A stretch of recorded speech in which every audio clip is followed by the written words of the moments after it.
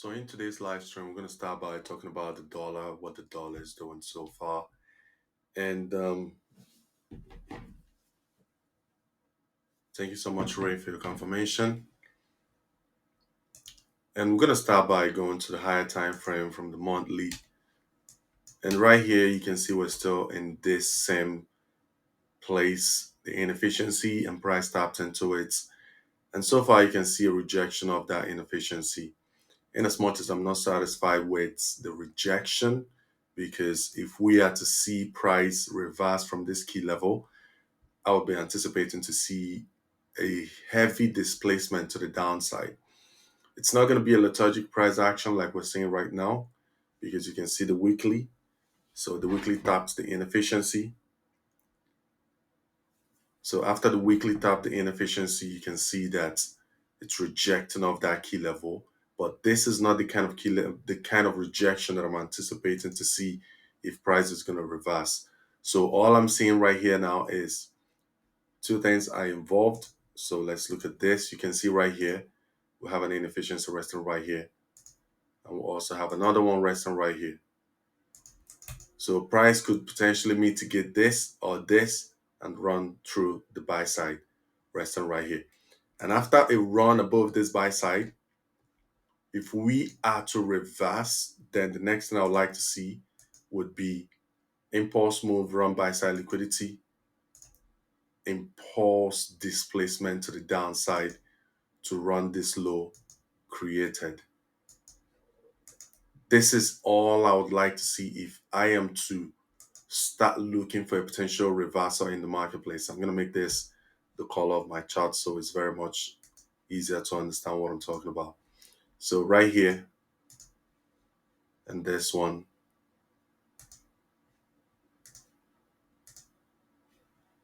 So this is basically what I would like to see if I am to anticipate for a potential reversal in the marketplace.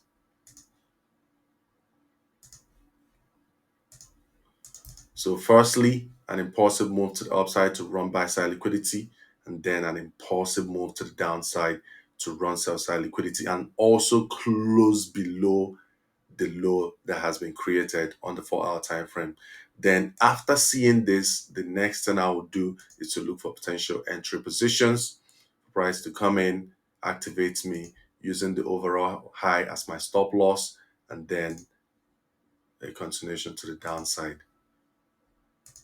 So this is basically what I'm going to be expecting if we are to see a reversal from this key level. First will be an expansion to the upside to run this high. Second will be a huge displacement to the downside to run the lows. And the next thing will be a move up to retest into this key level, into this key low, and then the new created high. That is if we reject off the daily inefficiency. And then last but not the least would be for a huge heavy displacement for price to now go to the downside to run this low. So it's only when this low gets taken that I'm going to be very solid about dollar going to the downside, because anything happening between this range low and this range high can potentially be a consolidation, a retracement. But once this swing low, this is the overall swing low that we've created right here. Once this overall swing low gets broken and price closes below this low, in my opinion, it's game over. The only thing I will be looking for potentially will be for retracements, continuation to the downside, retracement and continuation to the downside, retracement and continuation to the downside, retracement and continuation to the downside until we get into this key level to run this relative equal lows resting right here. So that is all I'm looking forward to see in the marketplace. And if I don't see that, it simply means I'm going to be on the sidelines. So that is my analysis on the dollar. There isn't really much else to look at on the dollar for today. The market has just really not made much move, and I think it's because we've not really had much high impact news this week, so that is why the market is just so lethargic. And we're in February right now, and if we're working with seasonal tendencies, February tends to be a bearish month, so I wouldn't be surprised to see bearishness on the dollar. So we can track back in time to see what the seasonal tendency has been in the past year. So right here is, we can look for February. So right here we have January right here. So this is February.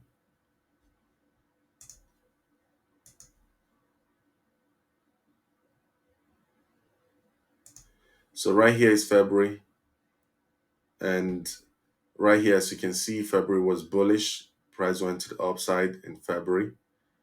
And then we look for the next one. This is February. And in this February, price went to the downside. And then right here is another February. And in this February, price went to the downside. And then we'll look for another one. Right here is February, price went to the upside. Price went to the upside. Price went to the upside. Price went to the downside right here in this February. Right here, we went to the upside. We went heavily to the downside right here. We went to the downside right here. So this is basically how you can do your seasonal tendencies to see what price has done in a particular month consistently.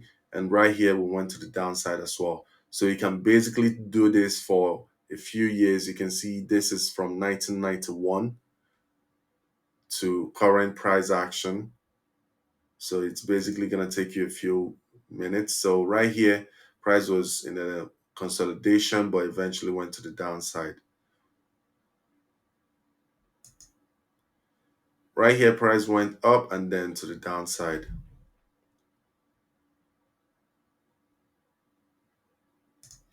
Right here, price went to the downside.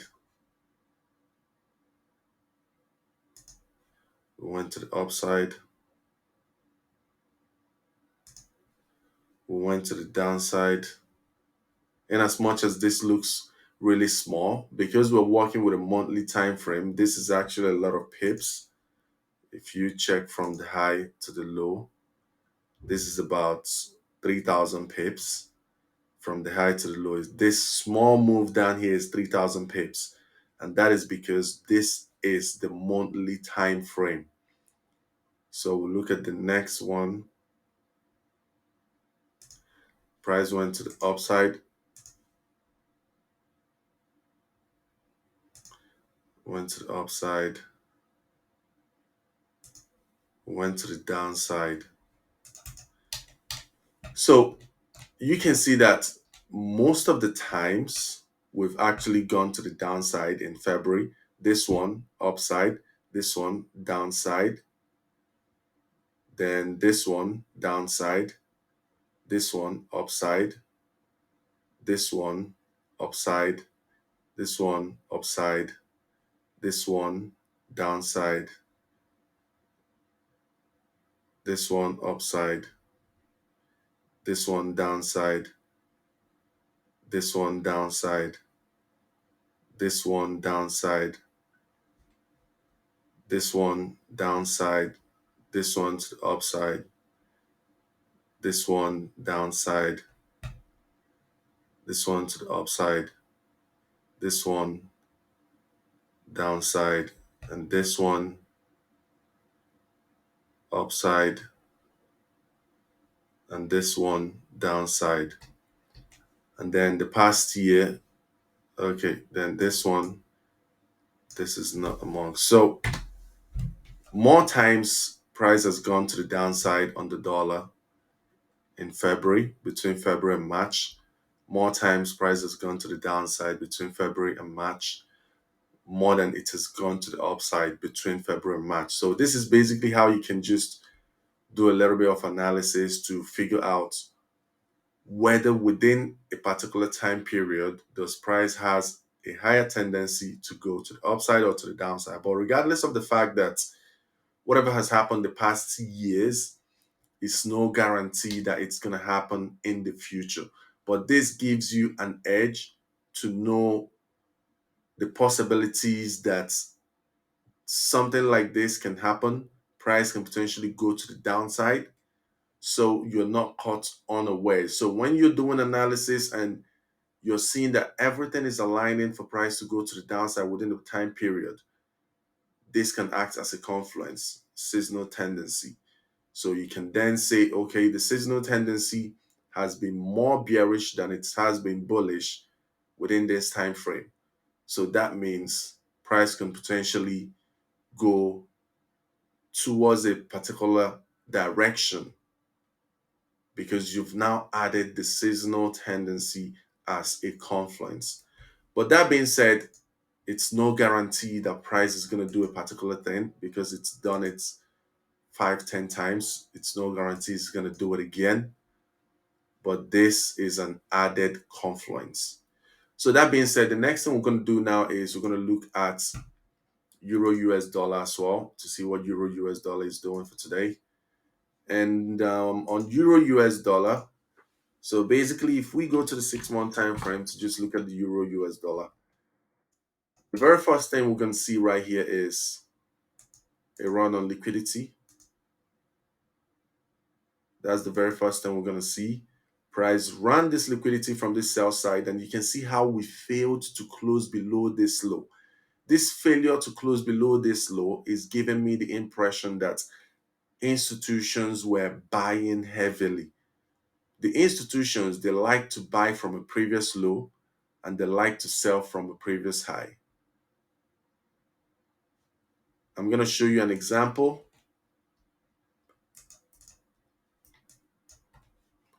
Now you can see we have this high right here. We created a low and look at how price came and ran liquidity from this previous high. And what happened? Price dropped to the downside. So the moment price rallies above a previous high, the institutions are looking for opportunities to take profit or even close their positions. For example, you can see right here, we created a low, price had this impulse move to the upside, dropped down. The moment price rallied above this previous high, the institutions used that as an opportunity to sell. And look, price rallied, price dropped to the downside heavily. And look what we mitigated right here, an inefficiency. So this was another confluence for them to know that this is a key level to close all your positions. And they closed all their positions and the market dropped. And look right here, another inefficiency, another high. Price rallied above this high. That's the inefficiency. The institution saw that as an opportunity to close all their positions and price dropped. Another high, price rallied above it. The institution saw that as an opportunity to sell and price dropped. Another high right here, price rallied, mitigated an inefficiency. The institutions used that as an opportunity to sell off, price dropped. We came back up, look at previous high, price rallied above the previous high, took liquidity, mitigated an inefficiency, dropped. So you can do this all day long and you will see that this is basically how price moves. But in this situation right now, you can see we rallied, we dropped below a previous low, took liquidity from that previous low. And what do we see right here? Price dropped this week. This means there was heavy buying in the markets. The institutions were heavily buying because this was really so cheap for them. Imagine the euro, buying the euro 0.95 against the dollar.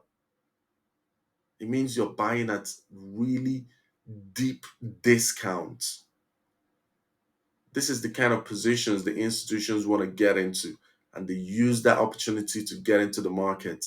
While everyone was calling for a recession, the institutions used the opportunity to accumulate long positions on Euro US dollar, on a lot of assets, on GBP US dollar, on Bitcoin, on Ethereum.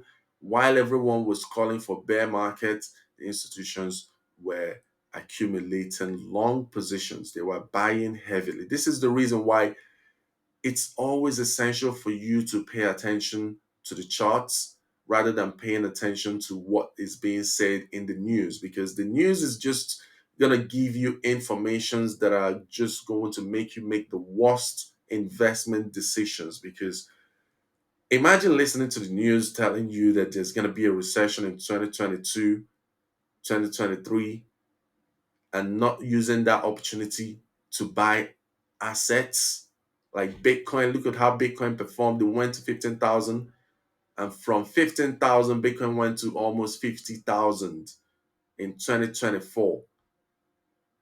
But the news was telling you that Bitcoin was going to zero.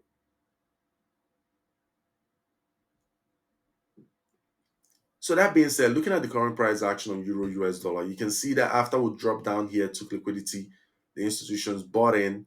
What do you see right here? An inefficiency. So this is basically the only thing I'm seeing on this chart on the 6-month time frame. And another thing I'm looking at is if we go to the 3-month time frame, we can see that on the 3-month time frame, this is also a confluence for me, because from the 6-month time frame, you can see the inefficiency resting right there. And if you go to the 3-month time frame, it aligns with the 6-month time frame. Now let's go to the monthly to see what the monthly is showing us. This was the last push to the upside before it dropped down to broke this structure. This key level right here, this right here is liquidity. Why is this liquidity? The reason why this key level is liquidity is because a lot of institutions are going to be placing their stop losses above this key level. Billions of dollars are going to be resting above this key level. And why are they putting their stop losses above this key level? The reason for this is because they believe that price, as long as we are bearish, they believe that price should not rally above this high. The institutions are not using 10 pip stop loss or 50 pip stop loss. They're using hundreds of pip stop loss because they're not trading a small account. They're trading hundreds of millions to billions of dollars in their trading account. So in order for them to secure their account and not get wiped out due to slippage, they need to have an excessive room for price to do its thing. That is why their stop loss is here. And that is also why the algorithm is most likely going to be attracted into this kind of position, because this kind of position is where the major liquidity is going to be resting. Institutional liquidity will be resting above this high. So that being said, the next thing we'll look at is the key level where we are right now, this inefficiency. If we are to see any impulsive move in the marketplace, I'll be anticipating for it to happen from this key level. So the next thing we're going to do now is we scale down to see what is exactly in this key level that could potentially take us to the upside. We go to the daily. We see an inefficiency still resting right there between this position and this right here. Then we'll go to the 4-hour time frame. Now the 4-hour time frame shows us what we want to see. And right here we have an inefficiency. This inefficiency right here is our key level. We want to see price tap into this inefficiency. For us to be bullish, we want to see price come into this key level. And once we're in this key level, we want to see a 15-minute shift in market structure. Once we see a 15-minute shift in market structure, it's a go for us. Once the price comes into this key level, I'm going to mark that out and also label it as well.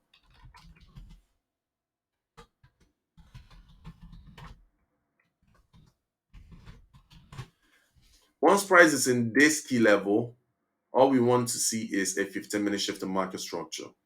Once we see a 15-minute shift in market structure, we're looking for buys. What do I mean by a 15-minute shift in market structure? I'm going to outline that as well on my chart. So right here, price is trending to the downside. We are patient. The moment it comes into this key level, all we want to see is a shift. So price, we want to see the market structure shift from going trending to the downside to breaking a lower high, creating a higher high, and then we want to see a retest into that zone, into the key level high and the key level low. First, we'll place a limit order within this range low and this range high. We'll place a limit order around here. And then when price comes in here, we're going to be looking for a re-entry position as well. So the re-entry position is going to look like this on the smaller time frame in 3 minutes or 5 minutes. It's going to look like this. So once it comes in, we see this break. The next thing we're looking for is a retest. And then right here will be our stop loss for the re-entry position. We can add an extra 3 pips below it. And right here will be our stop loss for the first entry. So this is basically what we will be looking forward to see if we are to be bearish. So the first entry and the second entry. The second entry, we're going to have probably around 12 pips stop loss or something just between 12, 15 pips. The first entry, probably have about maybe 15 to 20 pips stop loss for that one as well. And where is our take profit position going to be? This is going to be a swing trade. If price should deliver what we want to see, it's going to be a swing trade. It's not going to be something we enter and then exit the next day. We'll most likely hold this trade for a while, probably a week. And the reason for that is because this trade could potentially wipe out the overall high, being this high. It could potentially wipe out this high. And if we do hold the 2 entries, both the first entry and the re-entry, this could literally make us 50% of our account, resting 1%. That is how amazing this kind of trade usually is. So the main thing is for this to play out. The second thing is for us to be patient enough to wait for price to do whatever it wants to do. So you can basically see it right here. This could potentially yield a 1:50. First entry 1:33. Second entry 1:24. And that should be it. Like if you make 50% on just one trade, entry and re-entry, 50% you should be done for, basically be done for the year. Most of these institutions are aiming to make about 10-20% per year. And if you can make just that on one move, you basically don't need to trade so much anymore for the year. So whatever the market gives you for the year, you should be satisfied with it. So that is my analysis on what I'm looking forward to see on Euro US dollar. Hopefully this plays out. We just have to be patient to wait for price to do its thing. And so far, as you can see, price mitigated this inefficiency right here. You can see this inefficiency resting right here. Price mitigated it. So potentially, if we're going to go to the downside, we would like to see a 30-minute shift to market structure. So we've already created a low and a high. So we just have to be patient to see if this low is going to get taken. If price takes this low, then it means potentially it might be coming back into an inefficiency. So this is what we expect to see, a break and then a retest and potentially a drop down, hunting this sell side liquidity. So we just have to be patient to see how this plays out. If it breaks and closes below this low, then we can look for sells. And if we are selling this, we will be looking for exit positions like the low hanging fruits key level, like this position right here. We'll look for exit right there. So once price comes there, we just close the trade. Even if we make a 1:1 or 1:2 from it, we just take that and call it a day.